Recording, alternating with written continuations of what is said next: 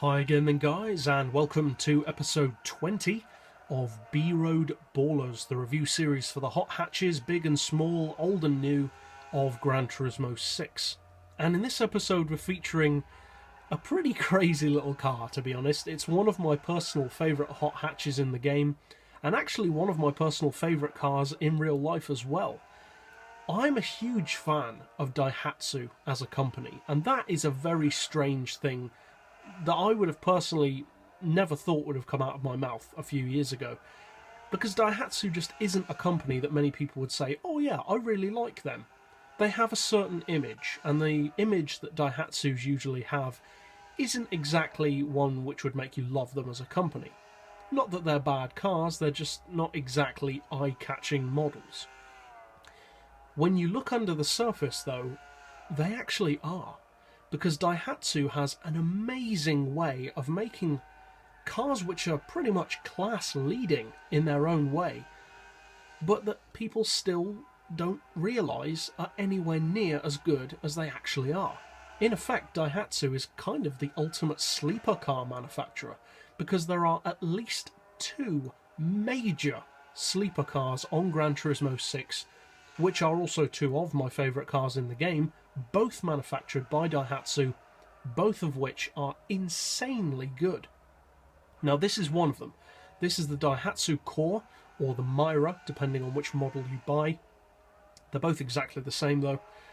And this particular model is the high-performance version, which has one of the longest names of any hot hatch. It's the Daihatsu Cuore Avanzato TR-XX. Big name, little car. And basically the other model is the Storia Cross 4, which anyone who's been around on the channel a bit longer will know how I feel about that car. It's an amazing sleeper car, possibly even more so than this one. Now this car is built, or was built, for the K car class. Now for those who are unfamiliar with that class, basically it's a Japanese class of super small city vehicle which are very heavily restricted in terms of size, both engine size and physical size, their power, etc. But the great thing about that, and this is where Japanese manufacturers really shine, is getting so much performance out of those restrictions. And this car is pretty much the ultimate example of that. Now there are a fair few K cars featured on Gran Turismo, from Daihatsu, Nissan, Mazda, Mitsubishi, etc. Now, with the exception of perhaps one, the Mazda Autozam, which is one of the very rare K sports cars, most of the others are hot hatches or just hatches. And of those models, this Daihatsu is pretty much the king of crazy numbers. Because this car, despite only having a tiny 659cc engine, or 0.7 litres in capacity, puts out 189 horsepower and 182 pound-feet of torque. In a car that weighs 622 kilos and only costs 11,000 credits. That is insane. Talk about value for money. This is one of the best value for money cars in the game. The PP is also shockingly high for a car which looks like this. This car sits at just under 500 PP. Would you think it would sit under 500? Probably not, unless you already knew that it did.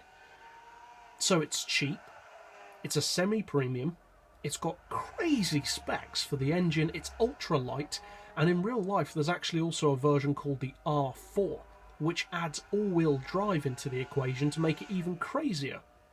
Now unfortunately, the all-wheel drive model is not featured on the game, which is a real shame. I would have loved to have had that car on here. This version is the front-wheel drive model, which is basically the same in every other way, it's just not all-wheel drive, and it's still a fantastic car. In fact, I believe it's actually slightly lighter than the all-wheel drive model due to being front-wheel drive. In terms of performance, this car is a monster. The handling, as you would probably expect from such a tiny car, is incredible. This car can outmaneuver pretty much any other hot hatch in the game around tracks such as this. Hairpins? Forget it. This car completely dominates hairpin corners, square corners, tight city tracks, This car has the perfect mix for tracks like that. Enough power to get the job done, but contained in a car which is so tiny you're essentially driving a shoebox. And that's fantastic. It's what makes the car so amazingly good. Now, I feel like there are a lot of people who haven't tried this car, or many K cars in general, so if you haven't, I would encourage you to at least try one of them. But I would definitely recommend this one in particular. It's my personal favourite by far of the K car class, and as I mentioned at the top of the video, one of my favourite cars in the world, because it's just so amazing for the spec that it has. So if you haven't tried this car, as I said, I would strongly recommend that you give this car a go. It's an incredible little machine that will shock people in online lobbies. And it's immensely fun to drive as well. So that's it for this episode. I'll see you guys next time. And as always, thanks for watching.